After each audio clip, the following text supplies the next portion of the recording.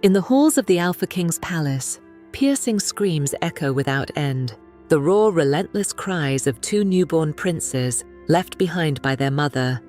They say the queen fled with her lover, leaving the Alpha King shattered and her sons inconsolable. And now the heirs to the kingdom reject every attempt at comfort. Every nursemaid fails. All healers are dismissed, until Josie, a wolfless orphaned servant, mocked for lacking what every shifter is born with. She was never meant to touch royal blood. Yet when desperation drives her to the princess's side, something forbidden awakens. The crying stops. The princes grow calm in her arms. They cling to her scent and refuse all others. So the court is forced to confront an unsettling question. What kind of bond forms before words, before choice, strong enough to tie the fate of two alpha princes to a wolfless servant girl? And how will the Alpha King react when he discovers his sons will not give up their lowly servant? Chapter 1. Young Josie stood elbow-deep in dishwater, so filthy it had turned the color of old meat. Chef Margarave wouldn't accept it until he could see his reflection in the bottom. Around her, the evening shift wound down in its usual chaos. Well-dressed house servants swept in with silver platters, barely scraped their fine livery, somehow making the waste they carried seem almost noble. They heaved the platters into Joss's sink, without so much as a glance in her direction. A wave of dirty water hit her square in the chest. Josie gasped, stumbling back, as chunks of fat and gristle clung to her already stained apron. She looked up instinctively, some small stupid part of her still expecting an apology. But the servant was already turning away, laughing at something his companion had said. Hear those pups from the East Wing now non-stop. The king hasn't slept in. Shh, not here. They disappeared through the doorway as Josie exhaled slowly and returned to her pot. One day, she whispered to herself, one day everyone else will see what he saw in you. Who are you talking to? The voice cut across the kitchen, and Joss's stomach dropped. She turned to find Norma standing in the doorway, her clean apron spotless, in a way Joss's never was. At 10, Norma was 2 years younger than Josie, but she had a wolf. That made all the difference. No one, Josie said quickly.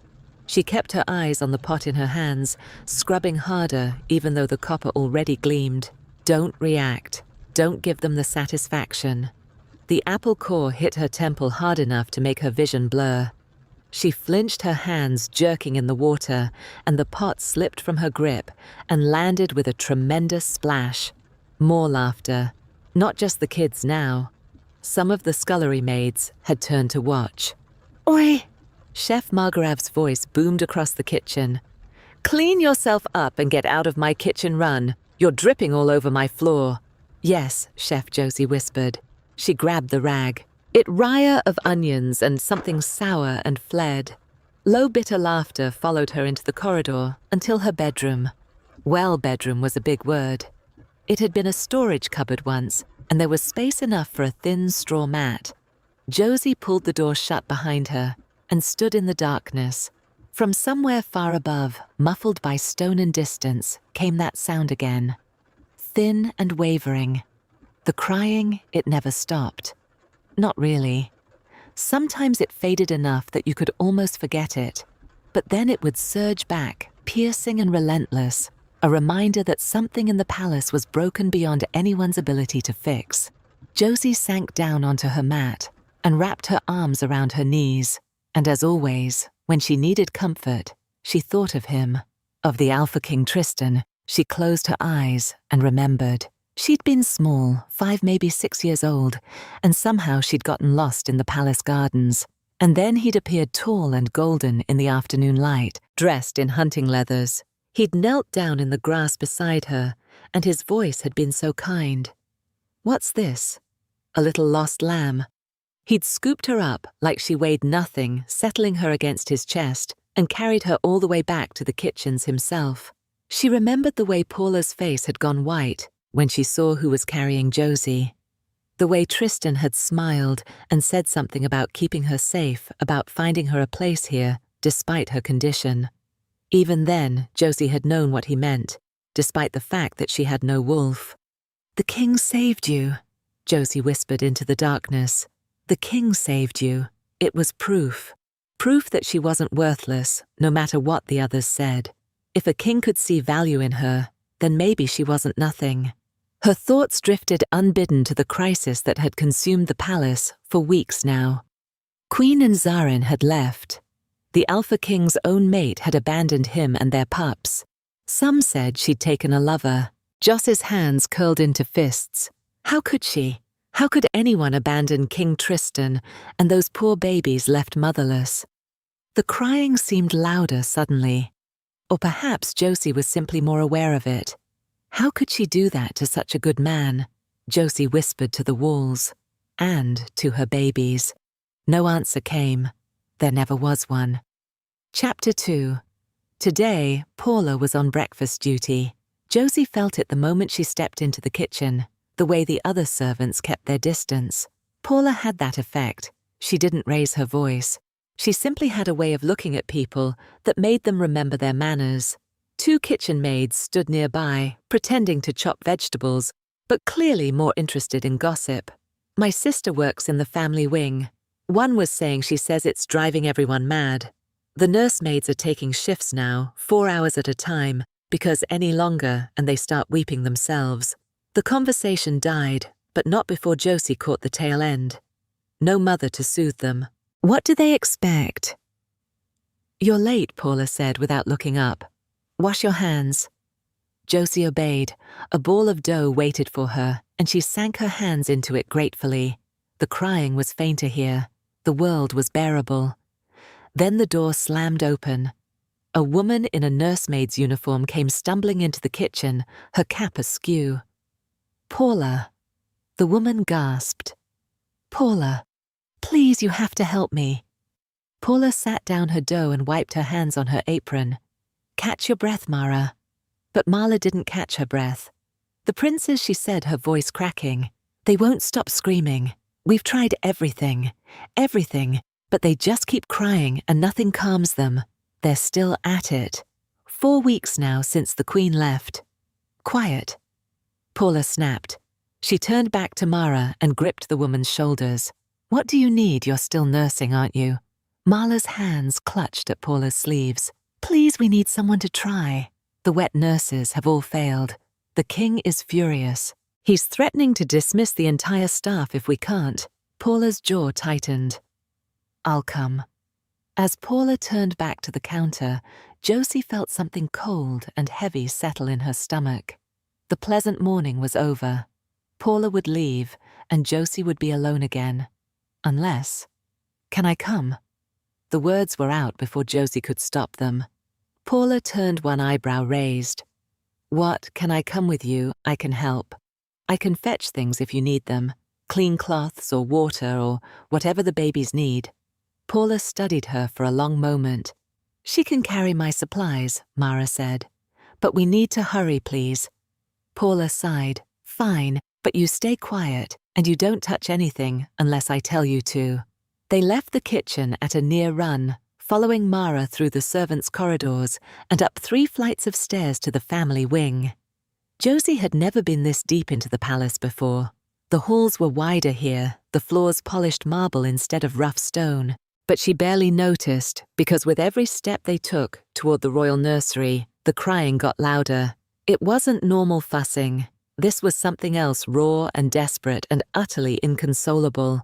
The sound crawled under Joss's skin and settled in her bones. By the time they reached the nursery door, Joss's hands were trembling. Mara pushed the door open. 2 cradles sat in the center of an otherwise beautiful room, carved from dark wood, draped with silk.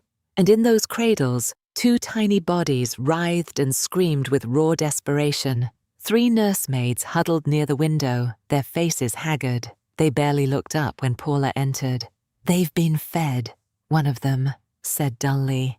"Changed, burped, rocked. Nothing works." 4 hours, another nursemaid added, her eyes red-rimmed. 4 hours and then someone else takes over. Any longer and you start hearing them even when they're quiet. Paula moved to the nearest cradle without a word. She lifted one of the babies, small red-faced, his little fists flailing, and settled him against her chest. "Shh," she murmured, swaying gently. "Hush now, little prince." The baby screamed louder. Paula tried to nurse him. He turned his face away, wailing. She tried rocking him, singing to him. Nothing changed. In the other cradle, his brother shrieked in harmony. Josie's feet moved without permission. She crossed the room in a daze. She reached the second cradle and looked down at the tiny, furious creature inside. His whole body shook with the force of his cries. So Josie reached into the cradle and laid her hand on the baby's heaving chest. He went still. His eyes popped open wide and dark and startled. He stared up at Josie as if he'd never seen another person before in his short life. She didn't think. She simply opened her mouth and sang. It was the lullaby Paula had sung to her when she was small, the only song Josie knew all the way through. Her voice was thin and unpracticed, but the baby's breathing slowed. His tiny fist uncurled and reached for her finger, and in the cradle behind her, the second twin's screaming stopped. How Mara began, but she couldn't seem to finish the question. For the first time in 4 weeks, the royal nursery was completely, impossibly still. Chapter 3. The nursery had gone so quiet that Josie could hear the clock ticking on the mantel. At last, Mara breathed, then louder. "You're charmed, girl." One of the other nursemaids stepped closer. 4 weeks we've tried everything. Wet nurses, rocking songs, nothing. And you just walk in and Josie barely heard them. She couldn't look away from the twins. From Vito's long lashes casting shadows on his round cheeks, from Theon's rosebud mouth slack in sleep. They loved her. She could tell. These perfect royal, utterly precious things loved her without condition, without judgment. For the first time since the king had carried her from the garden all those years ago, Josie felt chosen. "Can you bring her back tomorrow morning?" Mara said to Paula. "Please." Paula's gaze was fixed on Josie, her expression unreadable. "Yes," she said finally. "We'll come back." And 1 year passed like water through cupped hands. 1 year of following Paula through the servants' passages, 3 times a day, of slipping into the royal nursery like a secret. Mara and Paula had tried to guard Joss's involvement carefully. The other nursemaids were sworn to silence, but after a year whispers followed Josie wherever she went. The king himself couldn't calm them, a servant once said, but a wolfless kitchen girl can. "I heard they scream the moment she leaves the room," his friend replied. "Unnatural, that's what it is. No one could explain why 2 royal princes would come for a nobody, a nothing, a girl, without even a wolf." Though Josie didn't care about the whispers, the king had saved her, once given her a place in his palace, and now his sons needed her, chose her. She had Vito and Theon, and they had her. The morning sun was just cresting the eastern towers when Josie and Paula slipped into the nursery.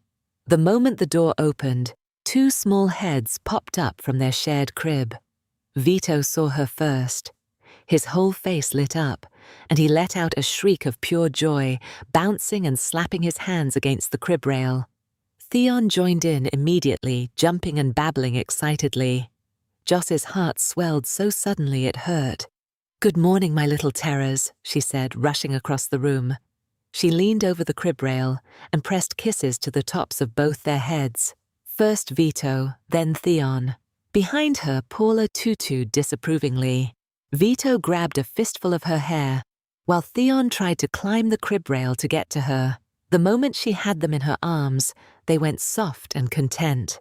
She caught a glimpse of Paula, watching from the doorway, her expression fond but deeply troubled.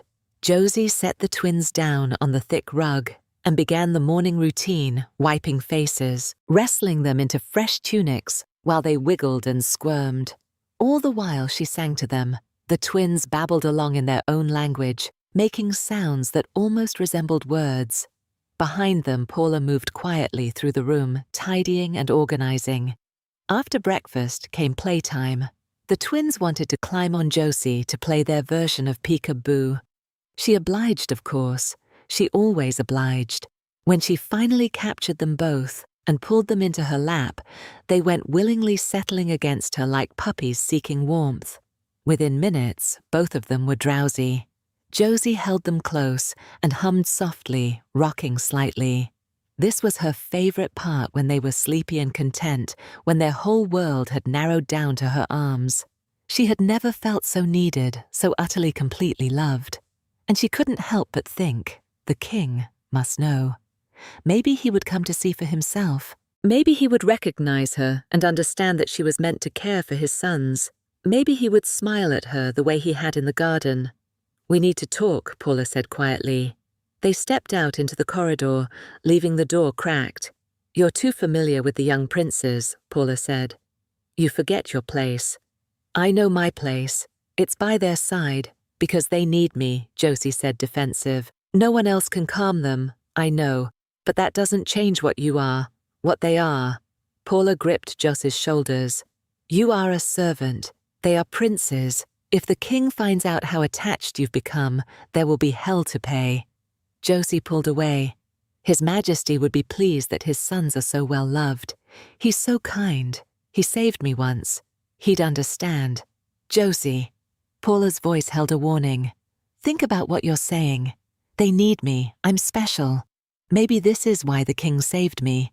Paula stared at her for a long moment. "You think the king will welcome you? Give you a place of honor?" Paula shook her head slowly. "Those pups will grow. And where will that leave you, heartbroken, cast aside? Or worse?" "You don't know that," Josie said. "You are a servant, Josie. Never forget it." Paula turned and walked back into the nursery, leaving Josie alone. But Josie couldn't bring herself to believe it because deep down, she'd been harboring a dream. She wanted the king to discover them. Wanted him to see her with his sons, see how much they loved her, so that he would love her too. He'd saved her once before. Surely he would understand. 3 weeks later, it was an ordinary morning.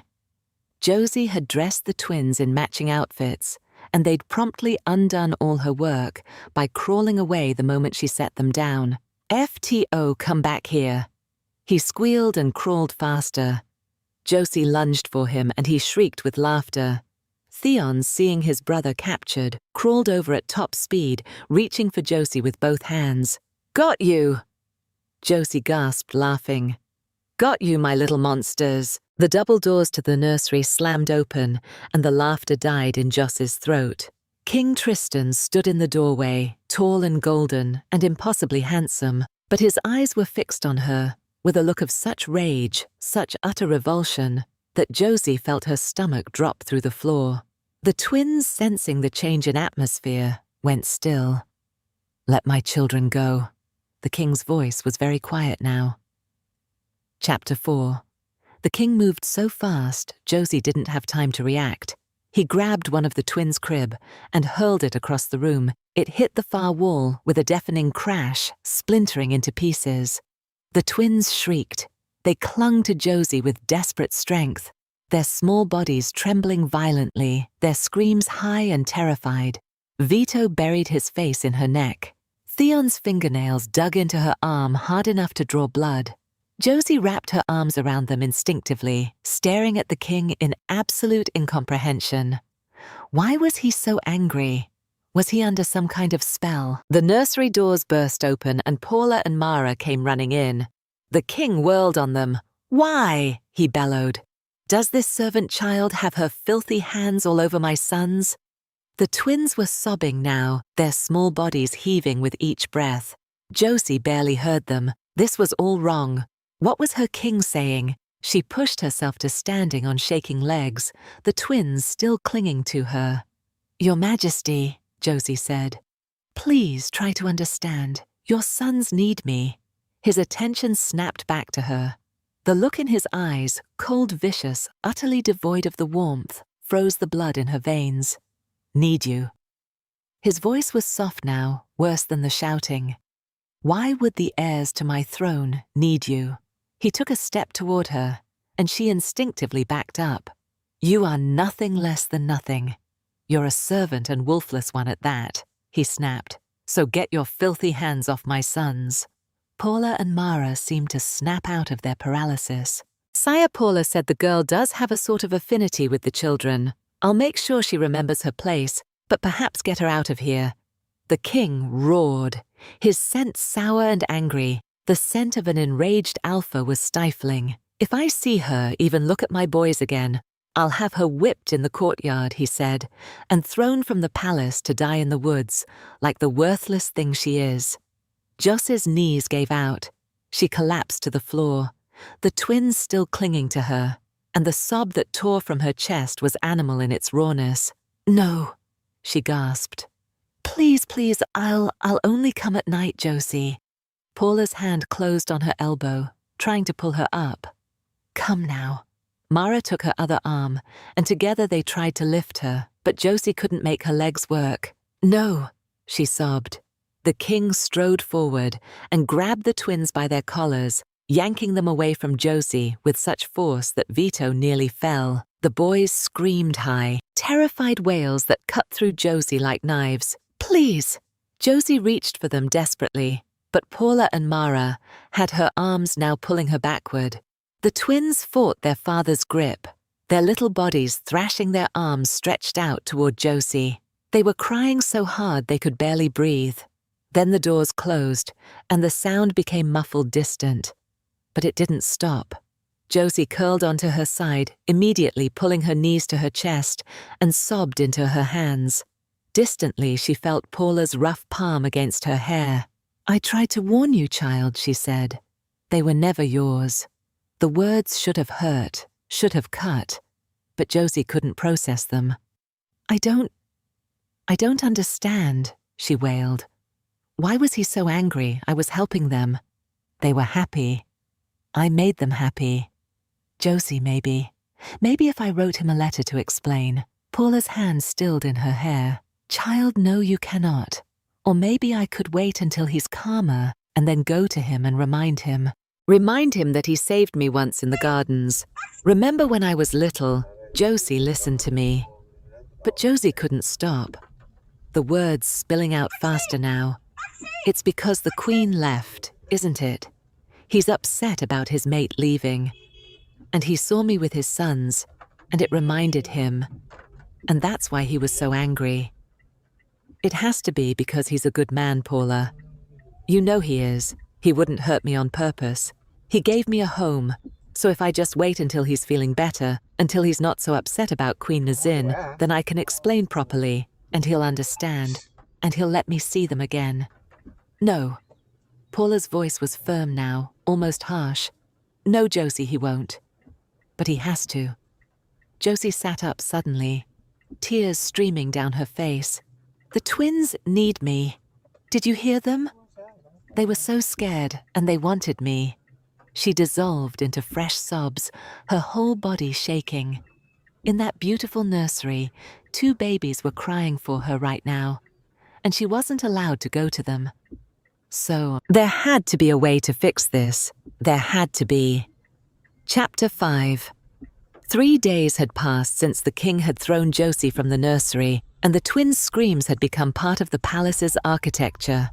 Josie stood at the washing basin in the kitchen, her hands raw and wrinkled in the cold water. Why doesn't she just go to them? Someone whispered behind her, one of the scullery maids, probably. Shh! Another voice hissed back. Josie's vision blurred. At least Paula and Mara hadn't told anyone what had really happened in the nursery. The other servants knew only that Josie had been caring for the princes and was now forbidden from seeing them. They didn't know about the shattered crib, the king's rage, the terrible things he'd said. They didn't know that he'd called her nothing. Josie's hands stilled in the water.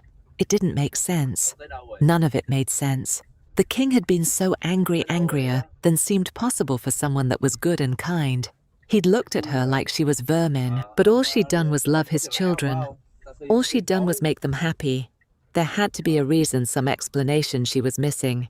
He'd been upset about something else about the Queen leaving, and he'd taken it out on her because she was there. Or maybe he'd been trying to protect her somehow. Josie. Chef Margarev's voice cut through her spiraling thoughts. That pot is clean. Move on to the next one.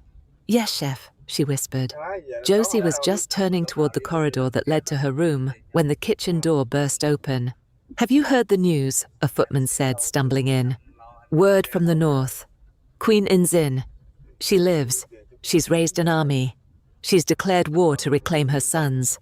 The kitchen exploded into shocked murmurs. Josie felt the words hit her like cold water. Through the sudden cacophony of voices, the twins' crying seemed to cut through even louder, more urgent, more desperate, as if they somehow knew. "King Tristan has declared Queen Nzin a traitor," the footman continued. "The whole palace is on lockdown, no one in or out until further notice." The murmurs died. The weight of that announcement settled over them like a physical thing. They were trapped in a palace under siege with two inconsolable infants whose mother was coming to claim them by force. Josie lay on her thin mat in the darkness that evening, staring at the ceiling she couldn't see. She thought about Vito and Theon alone in that nursery. Were there nursemaids with them? Was anyone holding them? Or were they just lying in their new crib, exhausted and terrified, crying themselves hoarse? "I could help them," Josie thought desperately. Just for a little while. She sat up slowly, her heart starting to pound. It wasn't just for her. It wasn't even just for the twins. The whole palace was on edge. Surely the king would understand that. Surely he'd see that she was trying to help. Her feet were moving before she'd made a conscious decision. The nursery was dimly lit by a single lamp when Josie eased the door open. The crying hit her like a wave. Louder here, more immediate, more desperate than she'd heard it in 3 days. The twins were in a new crib, hastily constructed, not nearly as fine as the one the king had destroyed. The moment they saw her, they threw themselves against the bars, reaching for her with both hands, their faces red and raw and streaming with tears. They'd been left alone. There were no nursemaids in sight, no one to hold them or comfort them, or even sit with them while they cried. Joss's heart cracked. "Oh, little ones," she breathed, rushing across the room. She gathered them both into her arms, heavier now, solid and warm and trembling, and they clung to her with desperate strength. They pressed their faces into her shoulders and neck, and made small broken sounds that were somehow worse than the screaming. "Hush," she murmured, rocking them gently. "Hush now." The crying stopped. The twins sagged against her, their little bodies going limp with exhaustion. Within moments, their breathing had evened out. They were asleep, truly deeply asleep, for probably the first time in a long time. Josie held them close, tears streaming down her own face. She knew she shouldn't linger. She'd done what she came to do. The twins were calm and sleeping. "She should leave now before I warned you." Josie spun around, her heart stopping.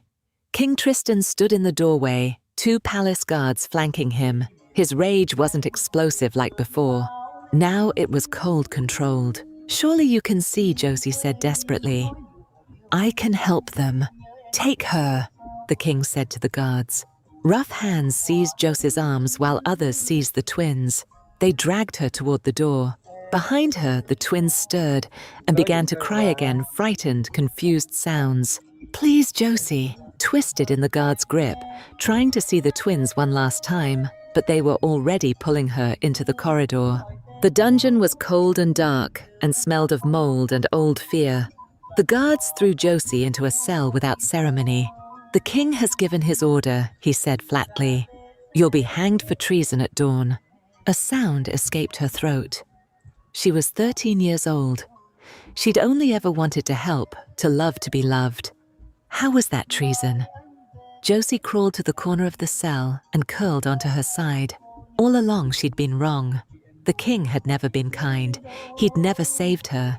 She'd built an entire fantasy around a man who didn't exist, and now she was going to die for it. Chapter 6. At some point, the raw terror had dulled into something more manageable, a hollow, numb acceptance. Josie was going to die. That was simply a fact. Now she sat with her back against the wall, knees pulled to her chest, waiting. Then came the soft padding and tiny whimpers. Joss's head snapped up.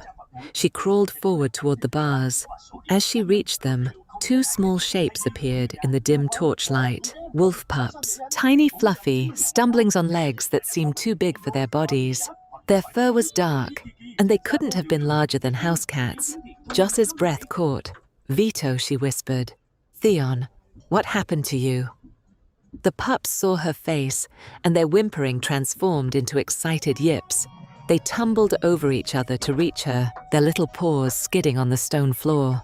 Vito pressed his small nose through the bars and began licking at her fingers. Theon crowded in beside him, trying to wedge his entire head between the bars. A tear tracked down Joss's cheek. They'd shifted, but they were far too young, impossibly young. Even Josie knew that children didn't shift until 8 or 9 years old. The earliest she'd ever heard of was 4. The twins weren't even 2. "You were too stressed, weren't you?" Josie murmured. Theon tried to climb through the bars, his chubby puppy body getting stuck halfway. Despite everything, Josie felt a laugh bubble up. "You're ridiculous," she told them. "Both of you." Vito's nose twitched. He'd caught a scent across the corridor. He launched himself toward it, made it 3 steps. Then his legs tangled, and he tumbled snout over tail across the floor. Theon bounded after him, tripped over his own paws, and crashed directly into him. Both pups went rolling, fetching up against a tall stool. Joss's heart leaped. There on top of that stool, something metal gleaming in the torchlight. Keys. And beside the stool, what had attracted Vito, a crust of bread. The bread, Josie called frantically. "Get the bread." Both pups lunged for it. They began a spirited tug-of-war, tumbling sideways and crashing into the stool leg. The stool wobbled. Yes, again, Josie encouraged desperately, but the pups had already forgotten the bread wrestling and yipping instead. Josie made a high-pitched squeaking sound. Both pups froze and looked at her. "Come here," she called. They started toward her, but Vito got distracted by his own tail. Theon stuck his nose in a crack in the floor. Josie squeaked again. Theon bounded toward her cell, then veered off, spotting the bread crust. He grabbed it and shook it violently. Vito charged over to steal it. They collided near the stool again. The stool rocked dangerously. The pups dropped the bread, now trying to climb on top of each other. Theon went flying and crashed into the stool leg. The stool tipped. The keys flew through the air and hit the stone floor with a tremendous clatter. The pups jumped, startled, then investigated this new, interesting thing. Vito tried to pick the keyring up. It was too heavy. He dropped it, shaking his head. Theon batted at them with one paw. They jingled. He batted them again harder. They slid across the floor away from Josie. "No, this way." Josie reached through the bars desperately. The pups wrestled right on top of them, oblivious to Joss's pleas. Then Vito got his paw tangled in the keyring. He panicked and started backing up. The keys dragged along with him, jingling wildly. He backed directly toward Joss's cell. Theon grabbed the other end of the keyring in his teeth, pulling in the opposite direction. They moved in a chaotic sideways path that slowly brought the keys closer to Josie. Yes, keep going," Josie encouraged. Vito gave a particularly hard yank. Theon's teeth slipped, and he tumbled backward right toward the cell. The momentum pulled Vito forward too. Both pups and the keys ended up in a heap directly in front of Joss's cell. Joss's hands shot through the bars and grabbed the keyring. "Good boys," she breathed, tears streaming down her face. "Oh, you wonderful, silly, perfect boys." The pups sat down, tongues owling out, seeming immensely pleased with themselves. Josie fumbled with the keyring, her hands shaking. First key didn't fit. Second key didn't fit. The pups started grooming each other. Third key, fourth key, fifth key, sixth key. It slid into the lock with a soft click. She turned it. The cell door swung open. Josie dropped to her knees, and the pups immediately swarmed her, climbing into her lap, licking her face. "You saved me," she whispered, gathering them into her arms. Vito made a small, proud yipping sound. Theon pressed his face into her neck and sighed contentedly. Josie stood on shaking legs and ran. She stumbled through the dungeon corridors, following the torchlight upward. The pups were heavy, solid little bodies that squirmed occasionally, but they stayed mostly quiet. She pushed through the kitchen door and stopped dead. Paula stood at the work table, a knife in hand. "Josie," her voice was barely above a whisper, "they said you'd been taken to the dungeon." Her gaze dropped to the pups, and her words died. Paula sat down the knife. "We need to get you out of here," she said, already moving. She grabbed a canvas pack and began filling it with supplies. "And those pups need to go to their mother." Paula spread a map across the table, tracing a route north. "I'm loyal to Queen Nazin, always have been. She's gathering forces here in the Northern Territories." Paula's voice was firm. "The king is a dangerous man. He'll hurt you. He'll hurt his own sons. But the queen, she'll protect you. Take them. Go north." Joss's eyes filled with tears. "I'm scared. Please come with me." Paula's face softened. "I'll stay. Lead them off your scent. Buy you time, but you must hurry." She pressed the map into Joss's hand and helped settle the pack onto her shoulders. A warning bell began to ring somewhere above them. Paula pulled Josie into a tight embrace. "Go," she said. "Be safe." Joss's voice broke. "You're my only family, Paula. I love you." Paula's eyes glistened. She brushed away a tear, then grabbed Joss's arm and pulled her toward a corner of the kitchen. She yanked aside a rug, revealing a trapdoor in the floor. "There's a passage," Paula said, heaving it open. "It comes out beyond the palace walls. Head northwest into the forest." "Don't stop." Footsteps echoed outside, voices shouting. "Thank you," Josie whispered, "for everything." Paula's stern expression cracked. "Go, child." Josie descended into the passage. Paula lowered the trapdoor, and the last thing Josie saw was her face before darkness swallowed everything. Josie stood in the darkness, clutching 2 wolf pups who had saved her life. "All right," she whispered to them. "Northwest to your mother, to the queen." Chapter 7. Josie fled through the dark forest, her heart torn in two. Behind her, somewhere in that palace, was Paula, the only person who'd ever truly loved her, and Josie had left her there. The guilt was a physical weight in her chest, heavy as the pups in her arms and the pack on her back. But she couldn't stop. She had to get the twins to safety. The pups were heavier than she had expected. Solid, squirming weight that shifted constantly. The pack dug into her shoulders with every step, but she kept moving. Only when the forest grew dense did Josie finally slow. She fumbled for the map Paula had given her. Northwest. Paula had said northwest, but which direction was a howl cut through the night, distant but unmistakable. Tracker wolves. The map crumpled in Joss's shaking hands as she shoved it back. No time. She had to run.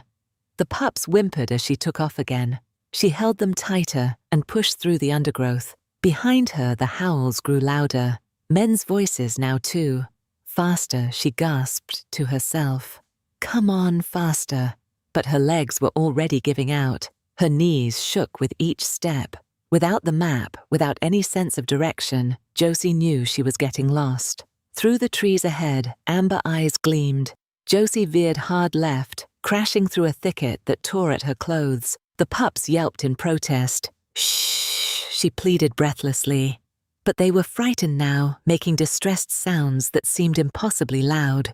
The snarls were gaining the thud of paws on earth, growing closer until Josie stumbled. She threw herself behind a massive oak tree and sank to the forest floor. This was it. This was as far as she could go. "Shh, little terrors," she whispered, her voice shaking. But the pups were too scared. They whimpered and squirmed, their little bodies trembling. Through the darkness, amber eyes blinked, moved closer. The growls of tracker wolves surrounded them. 3, maybe 4, circling the oak tree.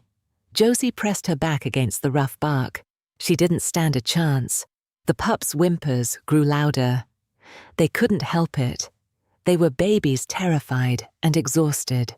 Then a massive shadow moved through the undergrowth. The tracker wolf nearest to Josie turned toward the movement, and a wolf unlike any Josie had ever seen exploded from the darkness. He was huge, easily twice the size of the palace trackers, with a scarred muzzle. He slammed into the first tracker with enough force to send it flying. The attack was savage, merciless. Another tracker leaped onto his back, but he shook it off, sending it crashing into a tree with a sickening crunch. Josie pressed herself harder against the oak, her eyes wide with terror. Palace guards burst through the undergrowth, swords drawn. Rogue wolf, kill it. The lone wolf reared up and released a howl that seemed to shake the very trees. The guards stumbled backward, their swords wavering. The lone wolf dropped to all fours and charged. The guards scattered, crashing through the undergrowth. Then there was silence.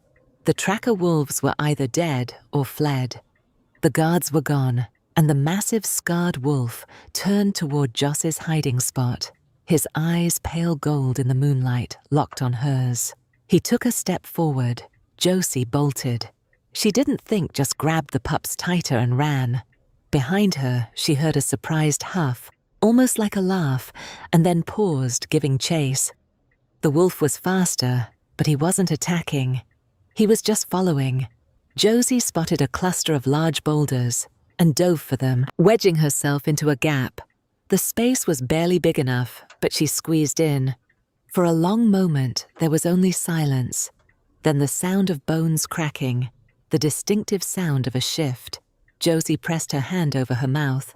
The pups, exhausted, had finally gone quiet. "Well," a deep male voice said, nearby, tinged with amusement. "That's one way to thank someone for saving your life." Josie didn't respond.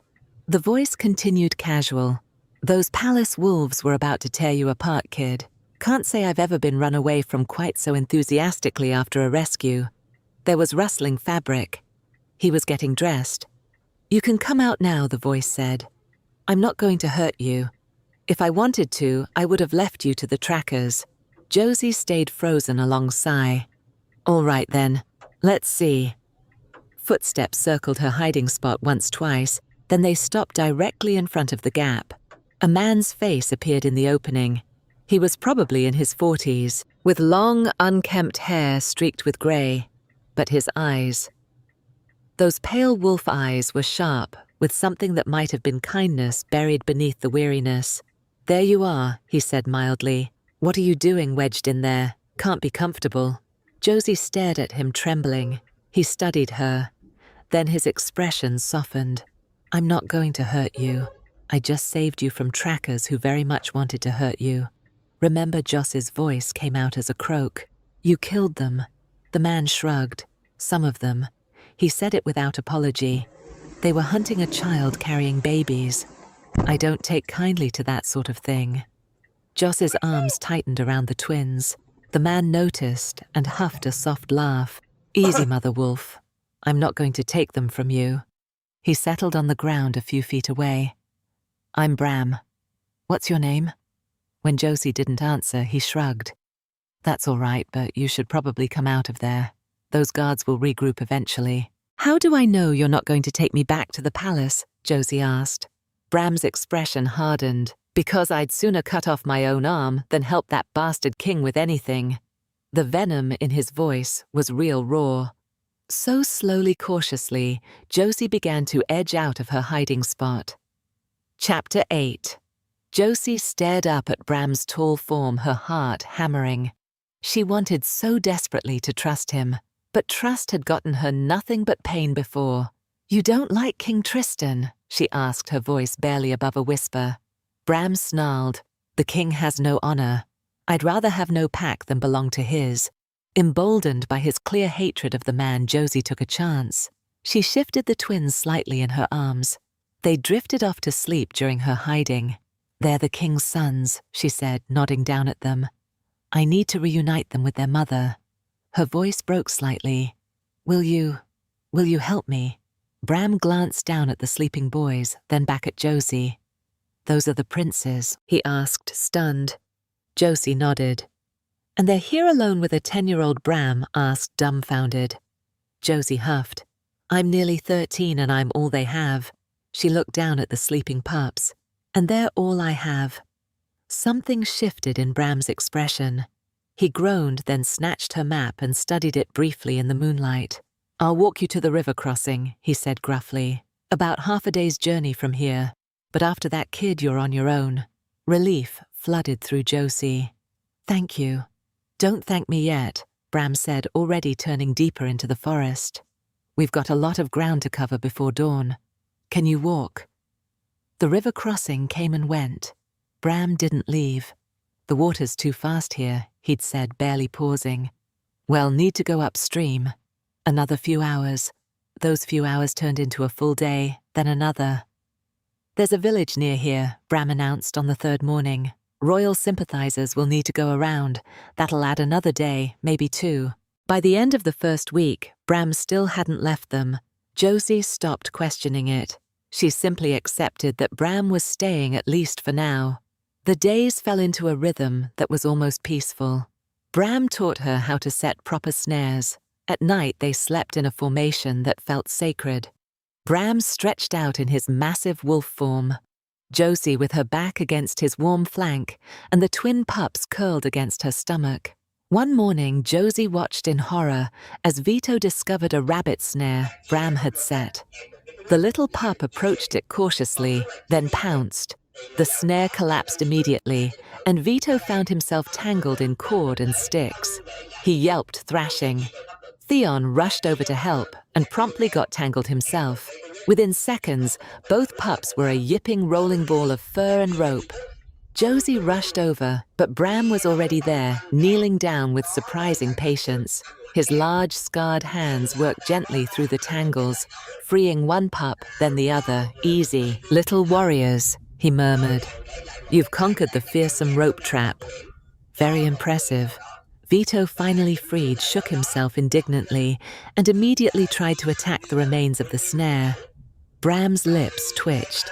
He glanced up at Josie, who was trying hard not to laugh. They're going to destroy every trap I set, aren't they? He asked. Probably, Josie admitted. Bram sighed. That night, after the twins had fallen asleep, Bram fed another stick into their fire. We'll reach the foothills tomorrow, he said. After that, it's maybe 3 more days to the Northern Territories. Joss's heart sank. And then you'll leave. Bram didn't answer immediately. He poked at the fire, sending sparks spiraling up. I left Tristan's pack when he banished my brother, he said finally, his voice low. My brother was injured in one of the king's wars, took a wound that never quite healed right. He couldn't shift properly anymore. He shook his head. Tristan said he was too weak. Josie watched him in the firelight, seeing the pain in his face. I should have left with him that day. Bram continued, but I stayed, told myself I was a man of honor. A few weeks later, I found my brother dead. He looked up at Josie, his eyes fierce. If I'd left when my brother needed me, he'd still be alive today. Josie's eyes burned. The Alpha King destroys anyone he deems unworthy, Bram said, his voice rough. But I won't let that happen to you. I won't let any harm come to you or those boys. Josie believed him. Get some sleep, Bram said. We've got a long walk ahead of us tomorrow. She was just drifting off when the first howl echoed through the trees. Joss's eyes snapped open. Bram was on his feet instantly. Get behind that tree, take the pups and the supplies, stay down. Josie grabbed the pack and scooped up both pups. Through the trees, she could see shadows moving. Tracker wolves, at least 4 of them, and guards with torches and swords. Bram surged to his feet and launched himself at the first tracker wolf before it could enter their camp. The fight was brutal. One of the guards broke through, heading straight for Josie. Without thinking, Josie kicked the dying embers toward him. The hot coals scattered across his face, and he screamed. Bram was on him in an instant, driving his branch into the man's chest. The others fled, but then Bram made a sound. A low groan of pain that sent ice through Joss's veins. She scrambled out from behind the tree. Bram had fallen to his knees, one hand pressed to his side.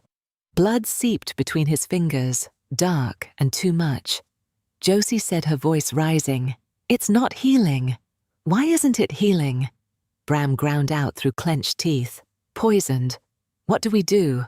Bram tried to push himself upright and failed. "There will be more. They'll have heard the fight. We have to move. You need to rest. It's not safe." He tried again.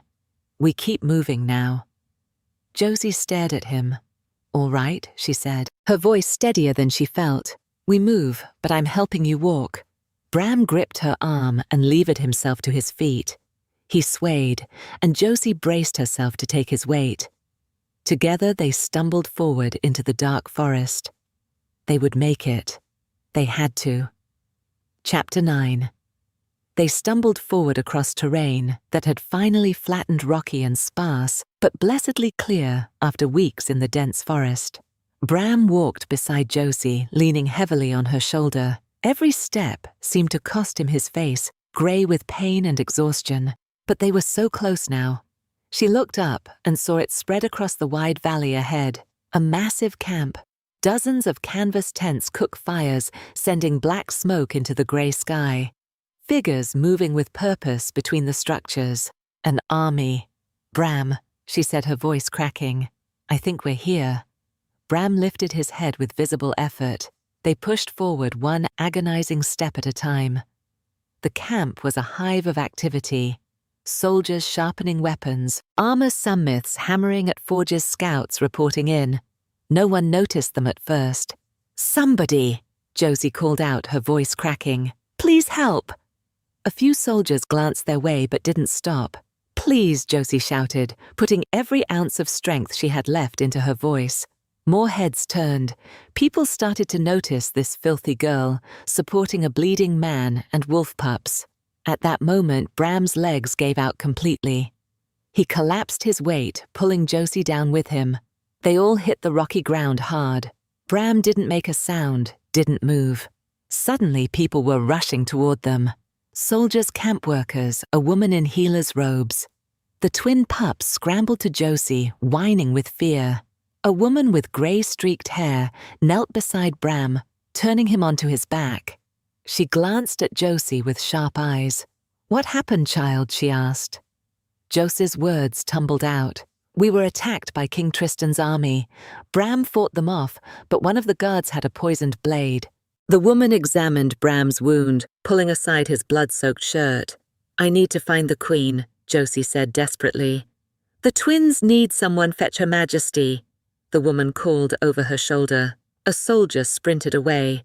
"What's your name, girl Josie?" she said. "I'm Pandra. I'm going to help your friend." Soldiers appeared with a canvas stretcher and carefully lifted Bram onto it. His eyes were closed, his face ashen, but his chest still rose and fell. Meanwhile, Pandra glanced at the twin pups. Unusual to shift so young. Josie pulled them closer protectively. "They're special." Before Pandra could respond, a powerful feminine voice cut through the gathered crowd. "What's the meaning of this?" it asked. The crowd parted. The queen appeared. Josie immediately knew it was her. Tall and regal and beautiful, even in fighting leathers. Her dark hair pulled back in a severe braid. Her eyes swept the scene, then locked on the twin pups pressed against Joss's legs. Recognition and disbelief flashed across her face. Her hand went to her mouth, her eyes filled with tears. Then she was running. She dropped to her knees and gathered both wolf pups into her arms. "My babies," she sobbed. "My babies. You've come back to me." She held them and wept, her whole body shaking. The pups pressed closer, nuzzling against her, their tails wagging slightly. They recognized their mother's scent instantly. The entire camp had gone silent. "Who?" She pulled back, her voice thick with emotion. "Who brought you back to me?" Josie found herself suddenly visible as the queen's gaze locked on her. Her face went absolutely white. "You," she whispered. Fear trickled cold down Joss's spine. "They were lost without you," she hurriedly said. "I tried to keep them safe. I'm sorry if I did something wrong." Nzarin reached her and cupped Josie's face in both hands. Her touch was warm, careful. Her eyes were filled with tears, You brought my sons back to me, Nessin said, her voice trembling. I tried, Josie managed. Up close, Josie could see the Queen's hands shaking. See the way her eyes searched Joss's face with an intensity that bordered on hunger. The Queen pulled her into an embrace. Josie went stiff with shock, but the Queen held her with the same desperate relief she'd shown her sons. Thank you, Nezarin whispered against Joss's hair. When they pulled apart, Nzin kept both hands on Joss's face. What's your name, child? She asked, her voice strained. Jossie. The Queen flinched as if the name had struck her. Jossie, she repeated. How old are you? Josie, 13, I think. Nzarin's eyes closed briefly. When they opened, they were swimming with tears. She pulled Josie close again, pressing a kiss to her forehead. Behind them, Pandra called out urgently. Your Majesty, the wounded man. We need to get him to the healing tent immediately. Nzin pulled back, but kept one hand on Joss's shoulder. Who is he? She asked. Joss's voice broke. Bram. He helped us, protected us. Fierce determination flashed across Nzin's face. Take him to my personal healer, she commanded. Use whatever you need. I want him alive. Pandra nodded and followed the soldiers carrying Bram's stretcher. Nzin turned back to Josie, brushing a strand of dirty hair from her face. You must be exhausted. When did you last eat, sleep? Josie couldn't remember. I'm fine. The twins are home now. Nzan smiled through her tears. Her hand trembled against Joss's cheek. And so are you. You're home too. Josie frowned. All she could think about was Bram lying pale and still on that stretcher, and the twin pups pressed warm against her sides. They were here. They were safe. And the Queen had held Josie like she was something precious. Josie didn't understand any of it. Chapter 10. Josie woke to the warmth of two small bodies pressed against her chest. The twin pups were curled together on top of her, their soft breathing steady and peaceful, and sitting in a chair beside the bed was Queen Nzin. Joss's heart jumped. Nzarin raised a hand gently. Easy, you're safe here. Josie settled back against the pillows, her arms instinctively curling around the twins. The Queen's expression softened. Thank you again. I don't think I can ever thank you enough for what you've done. Josie nodded politely, not trusting herself to speak. Nzarin studied her face and frowned. Is something the matter? Are you still hungry? Cold? Do you need anything? Josie shook her head, looking away. She stroked the pups' soft fur, focusing on the feel of it beneath her fingers, rather than the Queen's searching gaze. She wanted to ask about Bram, but she didn't know if she had the right to demand anything from a queen. Nezarin's voice was gentle. It's all right, child. If there's something you need, you can tell me. Josie hesitated. She'd trusted a king before built her whole world around his supposed kindness. She wouldn't be that foolish again. But Nezarin reached out slowly, and Josie flinched back before she could stop herself. The Queen froze. Her scent changed, not angry, but sad. Painfully sad. Nzin withdrew her hand. I apologize. I didn't mean to startle you. Josie swallowed hard. The Queen didn't smell angry, didn't look threatening. She looked down at the pups worriedly, and the words came out small and frightened. They haven't switched back. Nzin leaned forward slightly. What do you mean? Joss's throat tightened. Not since we left the castle. They've been pups the whole time, and I don't know why. And Her voice cracked. Tears burned in her eyes. Josie cried out. I should have made them feel safe. I should have done better. Nzarin's voice was firm, but not unkind. Stop. This is not your fault. Josie shook her head. But I was taking care of them.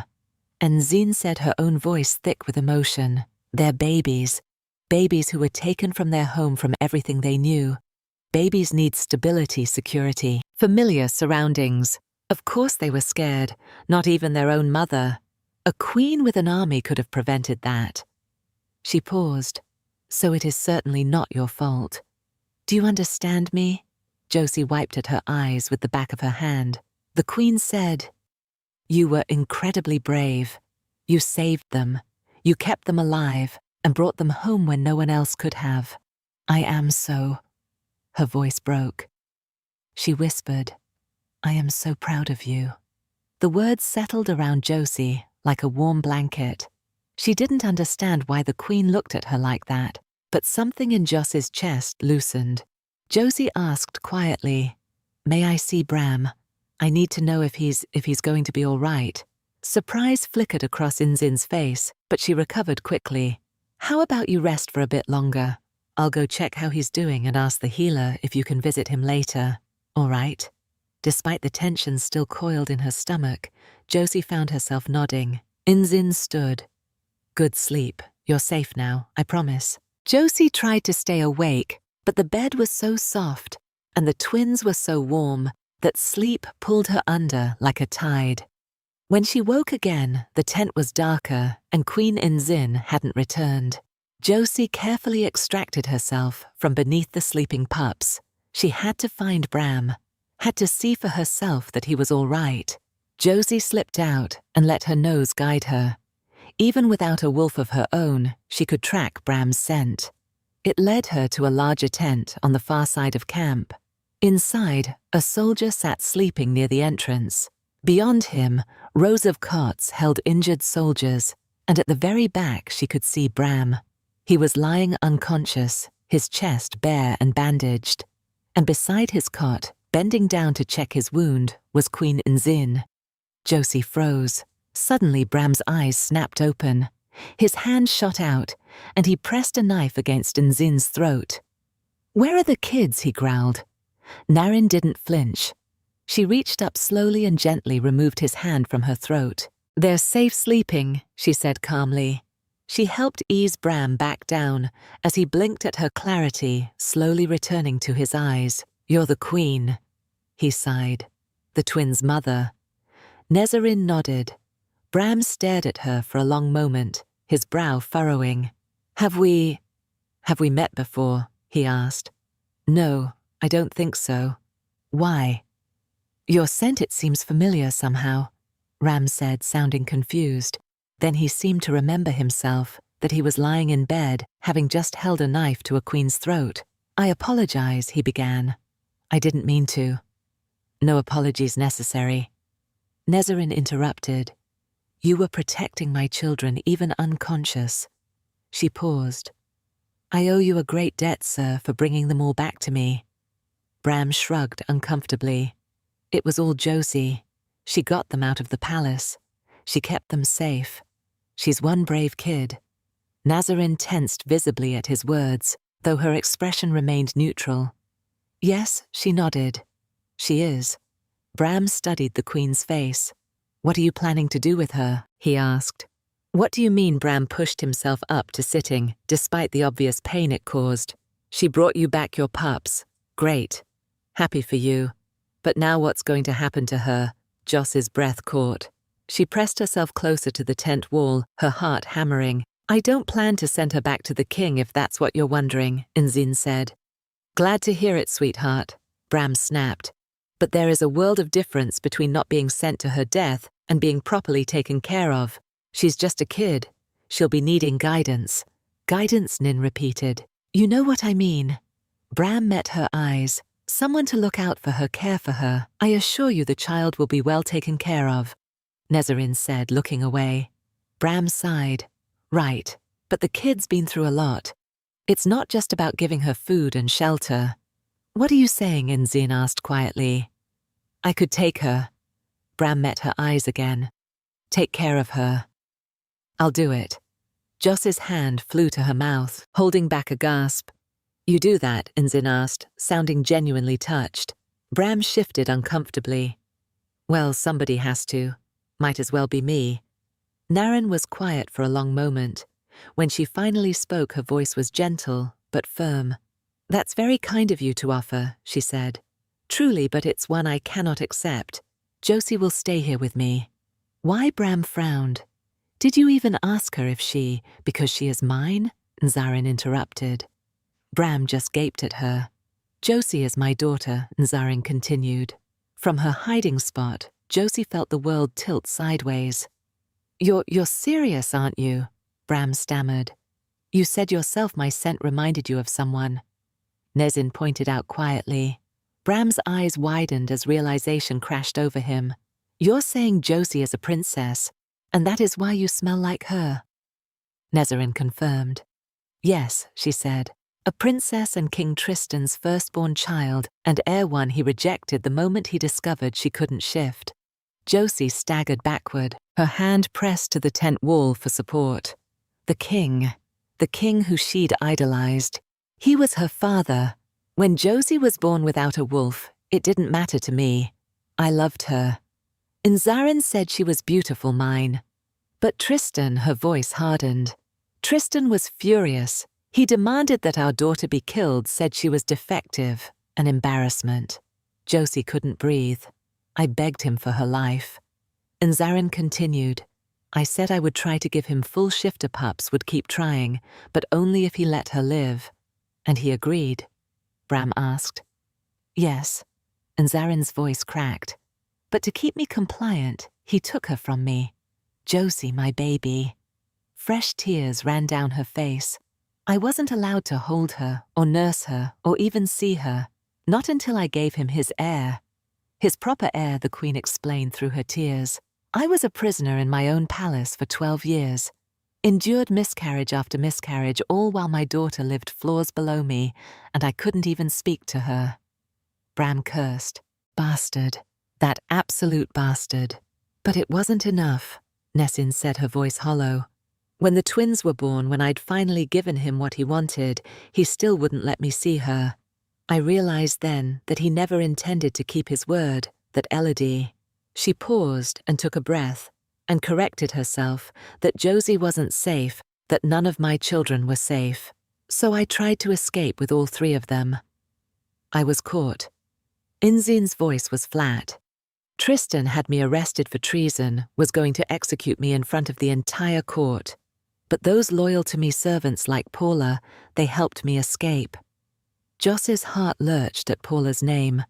I fled to my family, my old pack.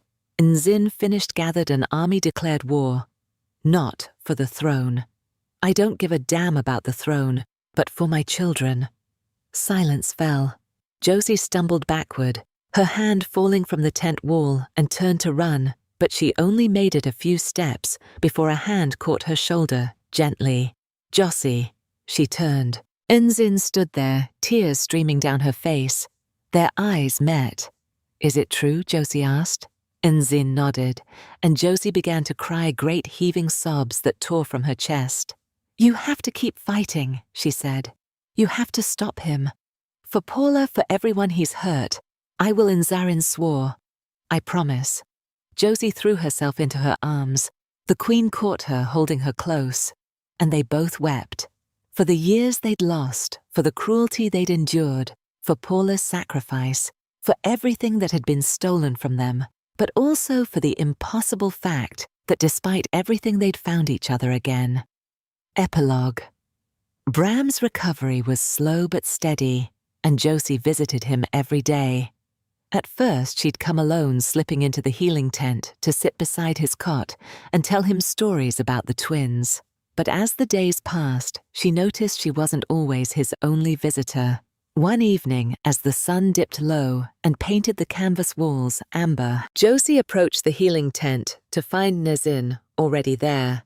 The queen sat beside Bram's cot sleeves, rolled up carefully, unwrapping the bandages around his torso. Bram was watching her face with an expression Josie had never seen on him before. You're terrible at following orders, you know that. His voice was teasing.